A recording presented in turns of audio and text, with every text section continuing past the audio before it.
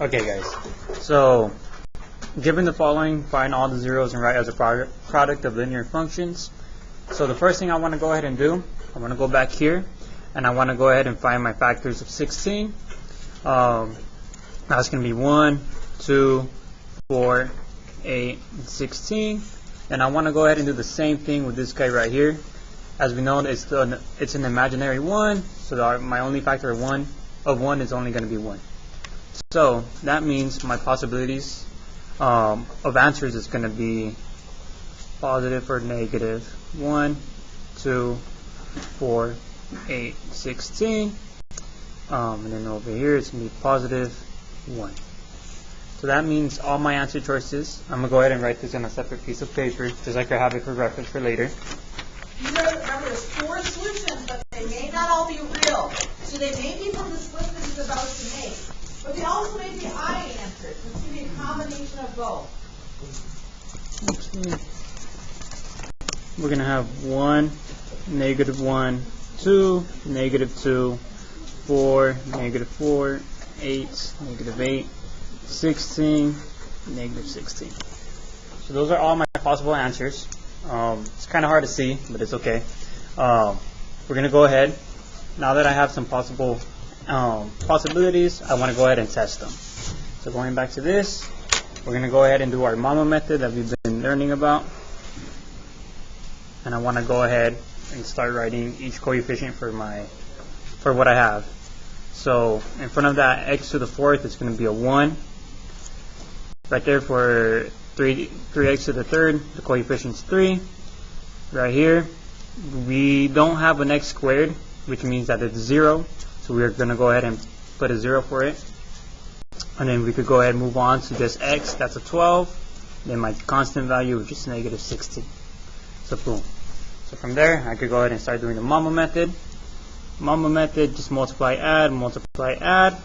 So we want to go ahead. First number that I could start off with is going to be 1. So right here, just number 1. I'm going to go ahead and use that.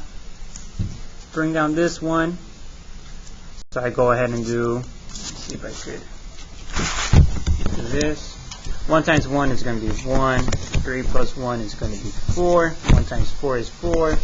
And that 4. 1 times 4 again is going to be 4. 16. 1 times 16 is 16. What do I see? This equals 0. So that means that's a possibility. So just right here on the side, just to keep note of what my answer choices are, I'm just going to go ahead and place that x is equal to 1 on the right side. That's one answer. But the one thing that we always want to do once we find an answer, we want to see if it duplicates. So we're going to do the same thing again. We're going to go ahead and try testing 1 again. The same thing, MAMA method. Bring down that 1. 1 times 1 is going to be 1. Now I want to go ahead and add 4 plus 1, which is 5. 1 times 5, 5. Go ahead and do that. I can see right here I'm not going to get a 0, so it's not going to be a duplicate answer. So let me go ahead and erase this real quick. Yeah.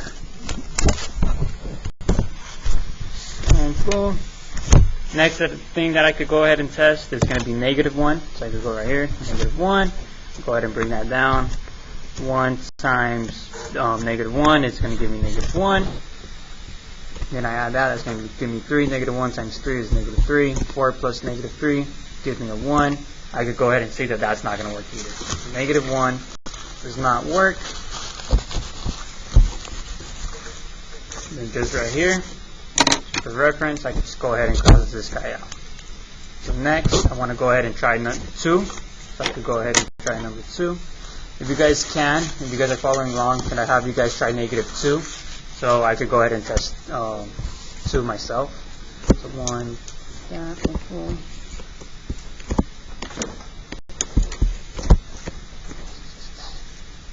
okay, so for 2 it didn't work for me. What about negative 2 for you guys? Did it work for you guys? No? Alright. So that means 2 and negative 2 are not answers in this question. So I just go back to this paper right here. 2 does not work. Negative 2 does not work. Okay, I'm going to go ahead and test 4. Could you guys test negative 4 for me? Negative 4 works? Alright, so she went ahead and said that negative 4 works already. I'm just going to go ahead and work through this.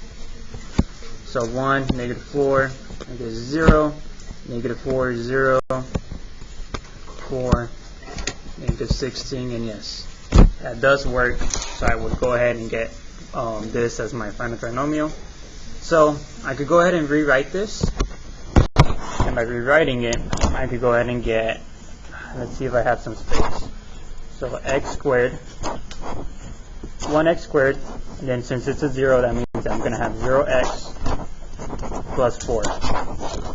Right here, if I really wanted to find the x, I could use the quadratic formula, but I'm going to go ahead and make it easier for you guys. I could go ahead and just do x squared plus 4 is equal to 0. From there, what I could see, I could go ahead and subtract the 4 on each side. And that's going to go ahead and leave me at x squared is equal to negative 4. Once I go ahead and do that, we've been learning about imaginary numbers, so we could go ahead and find the imaginary solution for this question.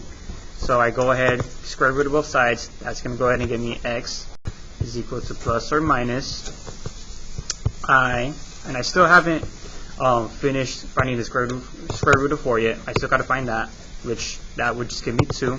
So that means my final answers are going to be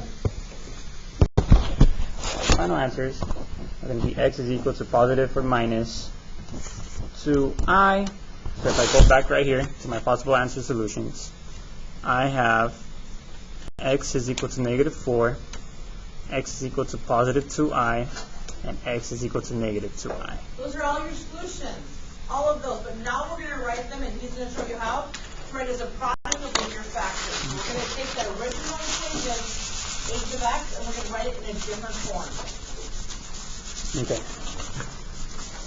So just so I can have some space, we'll go ahead and do this.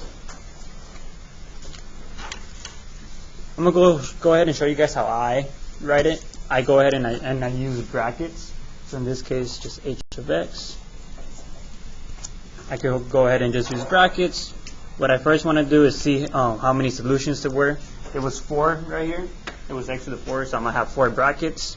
And I have 4 solutions right here. So I just want to go ahead and do x minus parentheses. And then I'm just going to do this 4 times since I have 4 solutions. Then I'm just going to put it down here just because I write pretty big, so I don't have that much space. Boom. Okay. So from there, that's when I could go ahead and put in my solutions. So right here, let me see. I have x is equal to 1, so I can just put a 1 right here. X is equal to negative 4, put a negative 4 right there.